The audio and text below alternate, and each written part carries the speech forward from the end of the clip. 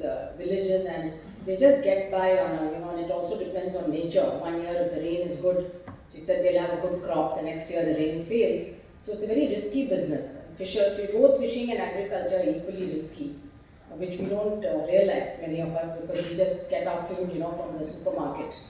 But when you go to the field and you talk to them and you realize that they are not doing it for any recognition and all that. None of these women really thought that they'll be sitting here and receiving this. They do it because they feel it's the right thing to do. That's what Mr. Veerapan said last year. But I do it because I love my mangroves. And I know that if the mangroves die, then we also have no future. So where there is no nature, there's going to be nothing left, because all our food, our medicines, the clean air, the clean water, everything is nature's ecosystem services, which we take for granted. And like she said, the amount of plastic in the ocean, scientists have estimated that, they project that by 2050 there will be more plastic than fish in the ocean. So can you imagine what that kind of situation can be? So it's really efforts like this, grassroots efforts through communities who are doing it not to earn. They're earning it, it is incidental, they're happy. But they're not doing it to earn that amount, it's a small amount that they're getting. They're doing it because they got convinced that the plastic in the ocean is not good for anybody's health, and particularly also for their own survival, because they are fishing. And there are very beautiful videos of the fishermen actually releasing the turtles and dolphins that get caught up in these. It's very horrible actually to see these marine animals that get caught in these ghost gears. So there's a lot of work that's being done by our coastal areas team, and I think it's very important area because we don't recognize, I think, the damage that has been done. On the land you can see the damage. The forest disappears, we can see it. When a coral forest disappears, we don't see it. We don't know about it. And coral reefs are really the forests of the ocean, and we've lost about 90% globally because of global warming. So it's really urgent that we pay more attention to marine conservation.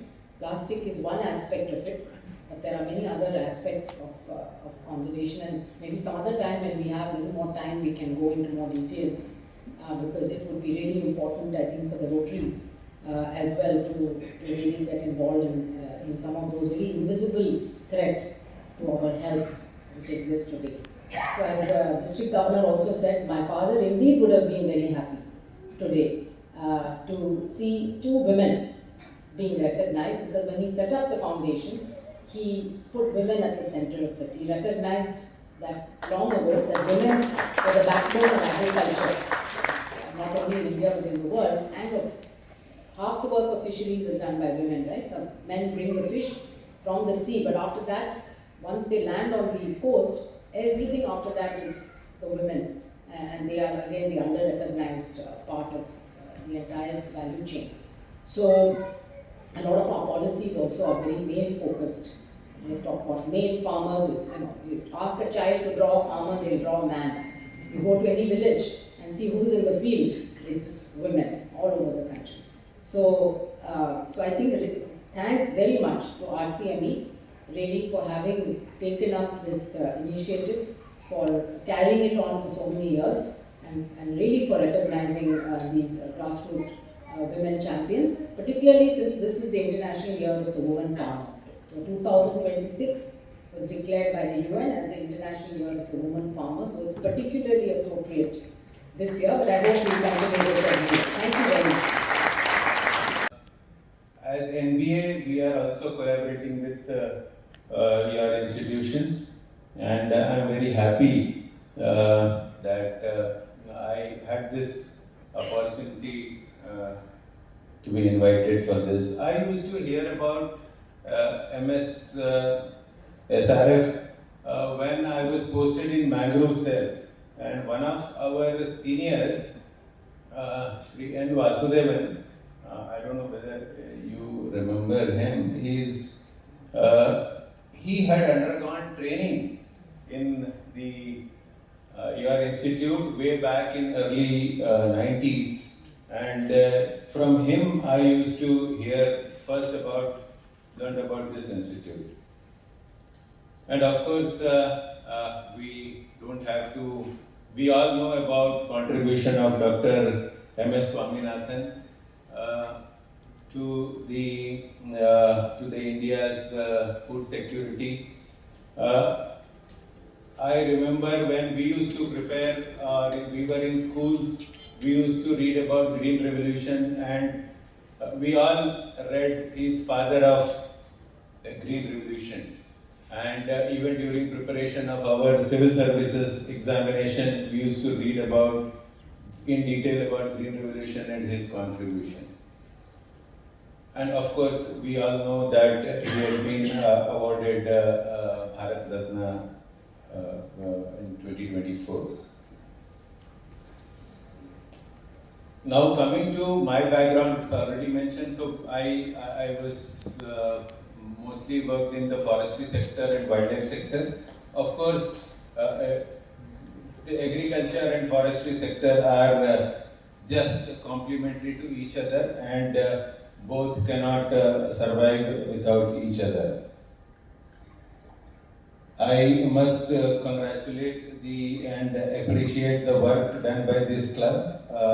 It was just mentioned about the type of various field in which the club is working, and many socially relevant initiative they are taking, and one such initiative they have started is to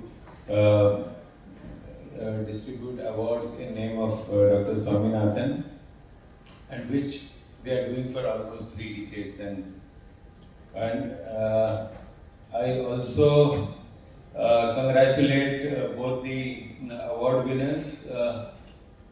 I wish I understood Tamil, but the passion with which they spoke, it only comes with actual work. Only the person who have worked on ground, only they can speak with that much of passion.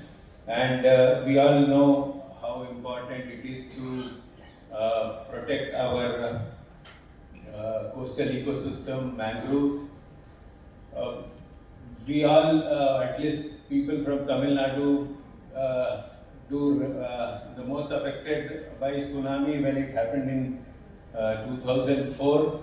That time most of the commoners started knowing the importance of the mangrove, how wherever the mangrove was protected, the villages got protection, and all other villages were severely affected.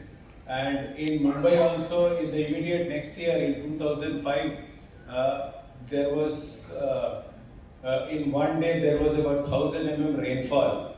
And like Mumbai was submerged, almost more than 300 people died. That time, we started understanding, Mumbai also has mangrove around it. So that was the time even the High Court came out with an interim order for protection of mangrove.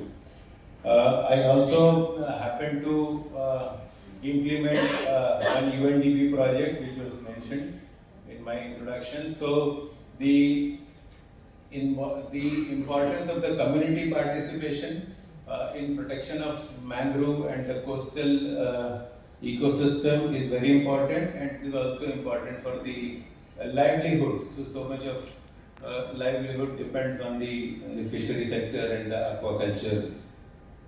Also, the sustainable agriculture. See, now we all read how due to excessive use of fertilizers, how the productivity of the soil is coming down. So it is the time where we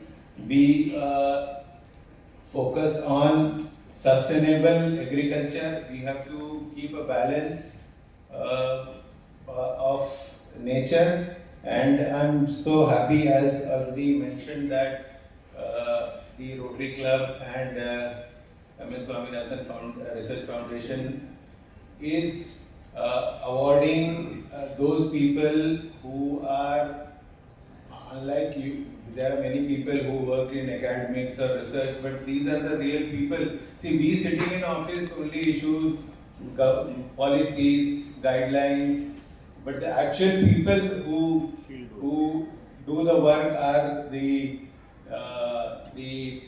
people who are appreciating them and we are awarding them. They are sitting here. So again, I would request to give a big hand to them. So now what? See, we cannot avoid development. So India is a developing country, fifth largest economy, and we are all talking about